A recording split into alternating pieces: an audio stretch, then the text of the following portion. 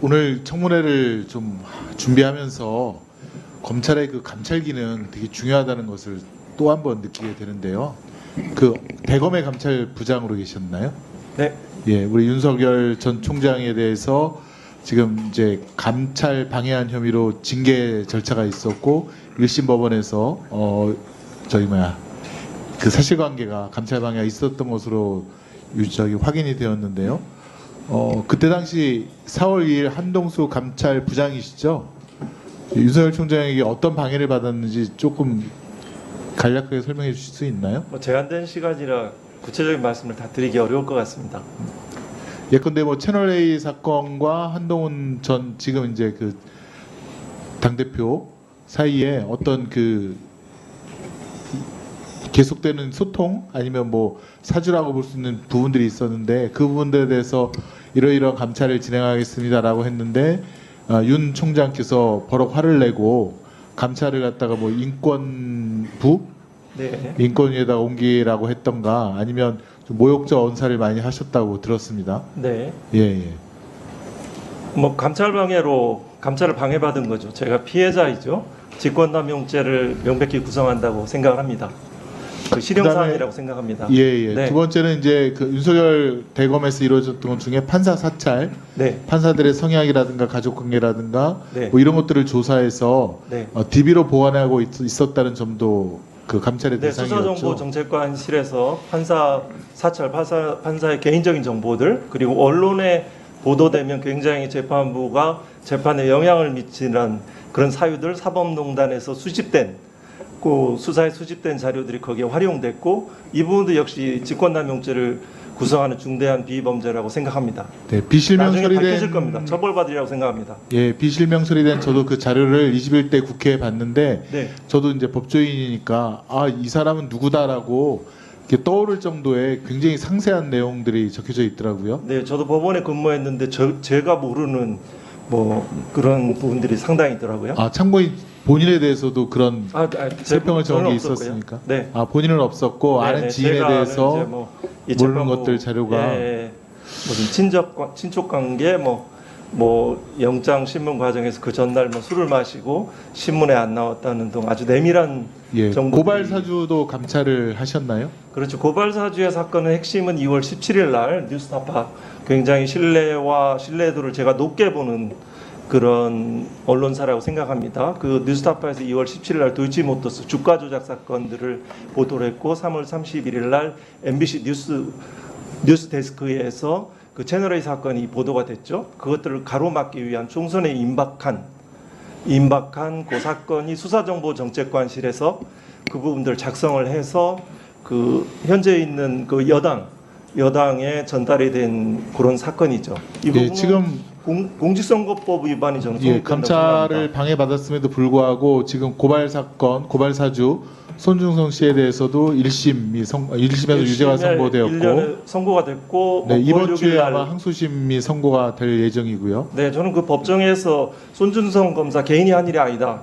그 윤석열 총장의 지시와 승인을 받았다. 한동훈 그 현재 그 정치인이죠. 그 대표와의 공모관계를 살펴봐야 된다라고 했고 그분 판사님들은 모르실 겁니다.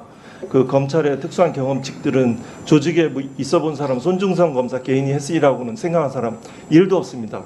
여기에 있는 검찰 출신 의원들 여야에 계시지만 근데 지금 문제가 예컨대 윤석열 전 총장에 대한 지금 그 징계에 대한 행정 사건이 1심에서는 사실로 확인되었다가 지금 항소심에서 뒤집혔다는 거죠. 절차가 좀 위반되었다라는 이유로. 네, 그게 징계 청구권자가 징계 심의에 관여할 수 없다는 조정을 그 절차에 관한 해석을 했는데요. 그 부분들 저 동의할 수 없습니다. 그럼 되게 절차 위반인 경우에는 다시 새롭게 절차를 진행해서 또 징계를 하는 것이 상례인데 이번 건은 그렇지 않은 것 같아요. 네, 징계 문제는 그 기본적인 범죄이고 또 그 관련돼서 그 상고도 안 했고요. 1심과 2심의 결론이 불일치한 사건이고 검사징계법 해석에 관한 문제이고 저도 지금 이제 감찰 방해했듯이 윤석열 대통령이 지금 그 박정훈 대령에 대한 수사도 방해하고 있다. 또 백혜령 경정에 대한 마약 수사도 방해하고 있다는 여러 가지 의혹들이 있는데 이게 자꾸 반복되는 것 같은 느낌을 줄 수가 없는데 검찰의 감찰 강화에 대해서 혹시 뭐 체험하신 분으로서 무슨 말씀 있으면 얘기를 해주세요. 저한테 얼마만큼의 시간이 부여된지 모르겠습니다. 진술해도 될까요? 네, 1분간 하세요. 뭐 감찰 기능도 필요하죠. 근데 이제 핵심적인 부분은 저는 오늘 후보자 청문을 보면 검찰은 변하지 않을 것이다. 본질은 변하지 않을 거라는 생각을 합니다. 시대적 과제는 검찰 개혁이지만 또 시대 정치는 직접 민주주의의 강화라고 생각을 합니다. 세 가지 사례만 얘기하겠습니다. 직접 민주주의는 알 권리하고 표현의 자유하고 결정에 시민이 참여하는 겁니다. 세 가지 사례만 얘기하겠습니다. 도이치모터스, 제가 읽어본 그 언론의 보도와 그 자기 계좌를 이용하고 많은 20억이 넘는 이익을 받고 매수 주문을 하면 이건 주범입니다. 단순한 방조범이라고 어느 의원이 주범이죠. 해석해서 제가 놀라겠는데요. 그 기소해야지 검찰 내 수사권이 유지가 되는 거죠. 그 한 부분이 있고요. 또 하나는 그 명품백 사건. 이거 공정하게 구성되지 않습니다. 그 절차가 편파적입니다. 거기에서 기조부장이 이제 거기에서 그 정책기획과장이 간사하고 기조부장이 이제 그 구성에 참여를 하는데요.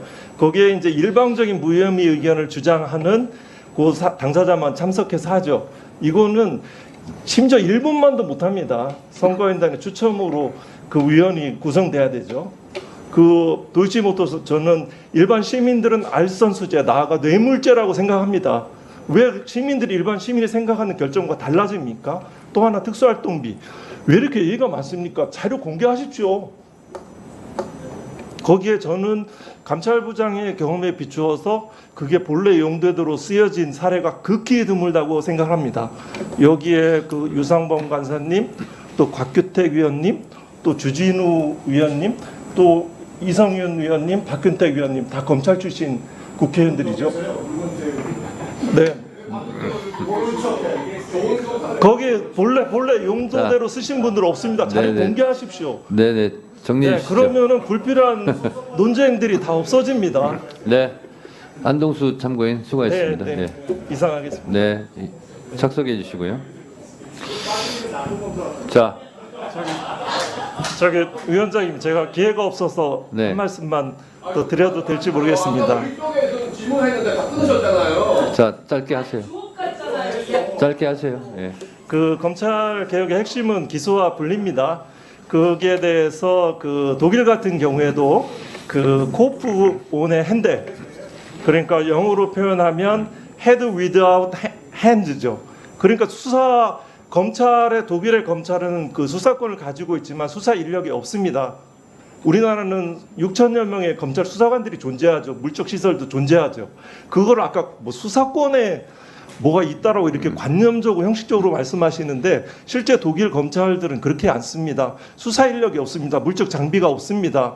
법과 원칙 아무리 얘기하는데 왜 기록도 공개하면서 사건들 모르고 왜 그런 얘기를 합니까? 국민 앞에 그렇게 오만하고 정직하지 못한 행위를 전 이 순간에도 듣고 있습니다.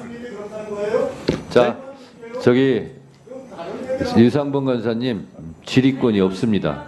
참고인에 대해서. 네, 이 자리를 됐어요. 검찰 개혁을 자, 약간 저지하는 장으로 활용하는 알겠습니다. 것처럼 느껴졌습니다. 그래서 이 진술을 부과합니다. 참고인님, 네, 들어가시고 박수 치지 마시고요.